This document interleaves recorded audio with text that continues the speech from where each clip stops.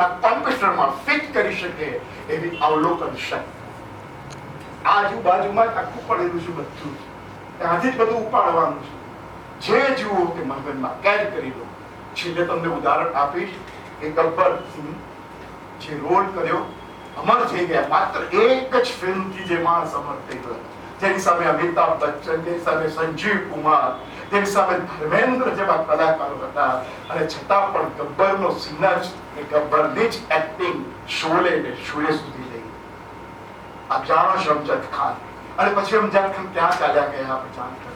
એક જ ફિલ્મનો બાદશાહ, પણ એને બધાને માત કરી નાખ્યા. કારણ કે એને પોતાના ઇન્ટરવ્યુમાં એક સરસ વાત કરી કે મેં મારા જીવનમાં અનેક પાત્રને નિખાર્યા હતા.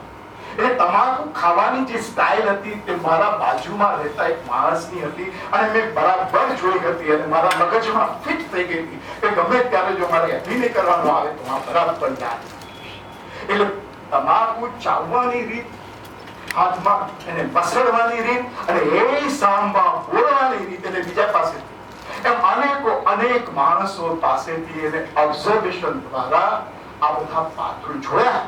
એના મને આ બધું એડિટ કરીને પરમ્યુટેશન અને કોમ્બિનેશન થી ગબ્બરનું એક અમર પાત્ર સર્જ્યું, જેની આંખ સામે પહેલા આવ્યું, અને પછી પોતાના શરીરમાંથી, પોતાના અવાજમાંથી એની આંખો ભરી. એટલે જે કંઈ છે એક્ટર હોય કે ના હોય, એ હંમેશા આજુબાજુ જોતો હોય છે, અને જે કે એને વિશેષ લાગે એના કોમ્પ્યુટરમાં ફિટ કરે છે, એટલે ડેટા હોય છે.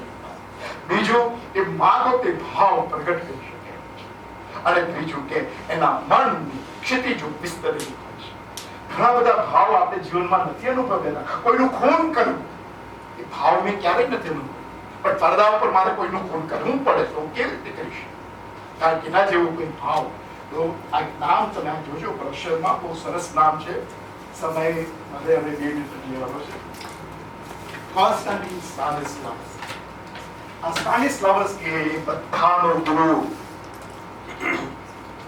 જ્યારે સંજીવ કુમાર નવા સવા આવ્યા હતા, આપણો ગુજરાતી ગ્રેટ એક્ટર, ત્યારે એમના હાથમાં દિલીપ કુમારે જે પુસ્તક આપ્યું હતું સ્ટાનિસ્લાવસ્કી નું પુસ્તક. અને સ્ટાનિસ્લાવસ્કીએ 3 પુસ્તકો લખ્યા છે. An actor prepares, building the character, creating a role. ABC. ABC છે એક્ટિંગ ની.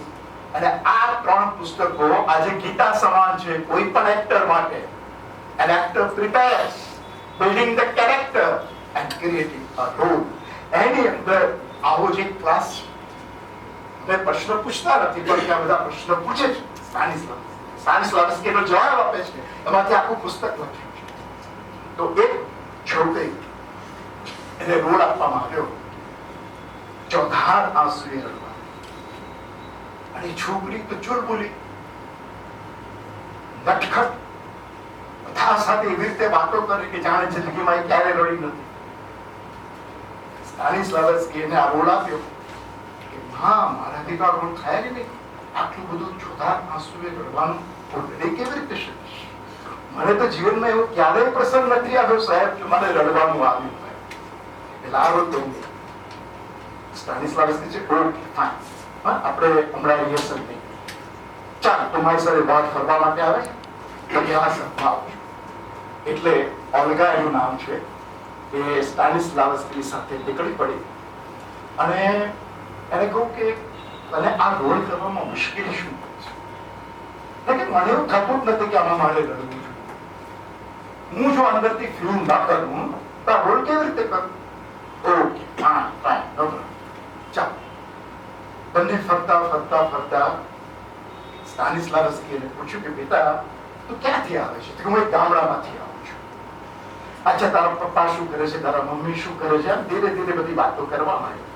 અને કે તું ક્યાં રહે છે? તો ભણવા માટે આવીશું તો રહે છે ક્યાં? કે સાહેબ હું તો હોસ્ટેલમાં આવું છું. અચ્છા, એકલી? હા. Mummy papa? હા. ઓકે. તું છેલ્લે જયારે અહીં આવી ત્યારે રેલવે સ્ટેશન ઉપર તને મૂકવા માટે કોણ આવ્યું? કે પપ્પા આવ્યા, મમ્મી આવી, મારો નાનો ભાઈ. અચ્છા, નાનો ભાઈ? કેટલા વર્ષનો છે? 5 વર્ષ. એ હાથમાં ગુલાબનું ફૂલ લઈને મને મૂકવા માંડ્યો. એમ? હા. પછી ગાડી ઉપડી ને એની સામે જોતી રહીને એ દૂરથી હાથ મને આમ કરતો જ રહ્યો અને એના હાથમાં પેલું ગુલાબનું ફૂલ. હું દૂરથી જોતી હતી સાહેબ, ગુલાબનું ફૂલ. અરે મારો ભાઈ મને ક્યારેય નહીં મળે.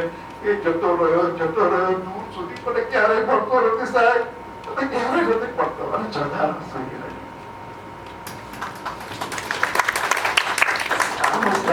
કહે છે કે આઈ વોન્ટ ધીસ બેટા. તો યાદ કર તારો નાનો ભાઈ કે જે તને રેલવે સ્ટેશન પર મૂકવા માટે આવ્યો છે, આટલો બધો સમય થઈ ગયો છે ને તને કેવું યાદ આવી ગયું અને અત્યારે કઈ છે નહીં છતાં પણ તું રડવા માંડી. આ શું છે? આ અભિનય. આ અભિનયના મૂળ રહેલા છે. આ ઉર્મિની સ્મૃતિ છે. એટલે મિત્રો, આ આપણું જે મગજ છે ને એમાં ઘણું ઘણું ઘણું બધું રહેલું છે. આપણે એમાંથી જ બધું ના એમાં છોકરી લાગશે, કારણ કે એને એ સંજોગોમાં સ્ટાનિસ્લાવસ્કી નહીં. તો અભિનય કરવો સૌથી સહેલો પણ છે, સૌથી અઘરો પણ છે. અને નાસિરુદ્દીન શાહ એક વાક્ય બોલે છે, nobody can teach acting. અભિનય કોઈ શીખવાડી શકે નહીં. Yes, you can learn acting. તમે એક્ટિંગ શીખી શકો. બંને કોન્ટ્રાડિક્ટરી વાક્યો છે. Nobody can teach acting and you can learn acting. અભિનય કોઈ શીખવાડી શકે તમારી જાતે. Thank you so much. Thank you so much.